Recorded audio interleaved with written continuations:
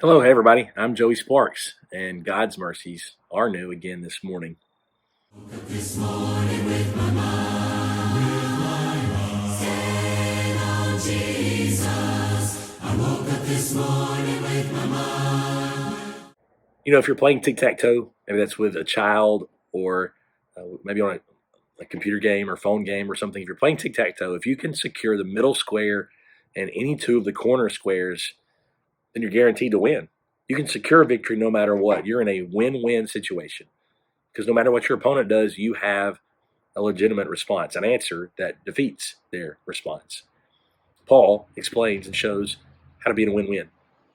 Philippians 1 might almost be the climax of the book, especially as it relates to Paul. I would argue it's the climax. I guess chapter 2, when about Christ, that would be the true climax of the book. But Paul's own life, he's going to use as an example throughout the book, going back to what we said Monday with this church that needs to get along and get these ladies to work together again. And so he's showing his own unselfishness here, and he's going to show that throughout the book. And here is the ultimate kind of where we all need to be. Chapter 3 is going to show how he gets there. Chapter 4 is going to show how he gets there. But here's where we need to be. And here's what he says, especially in chapter 1, verses 20 through 24. I could die, and that would be a win because I get to go be with Christ.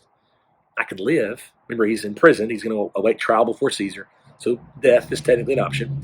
I could die, go be with Christ, and that's great.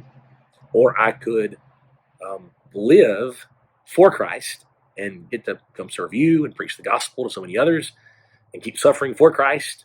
And that's great too. So he's able to say with confidence, this is a win-win.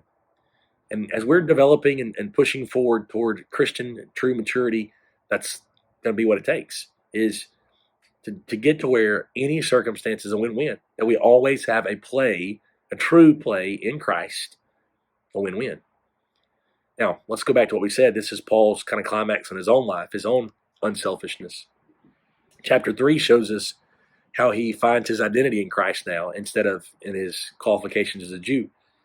He points his direction toward Christ. That's a big key to this, achieving this win-win.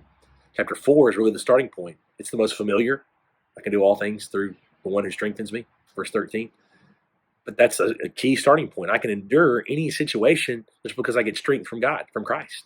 That's what enables him to then eventually find the win-win and live out of that win-win in Christ. So let this chapter challenge us. It's the key, this unselfishness that then allows us to accomplish and endure anything because it's a win-win. We thank you for your time this morning. It's our prayer that God's timeless word will be on your mind all day today.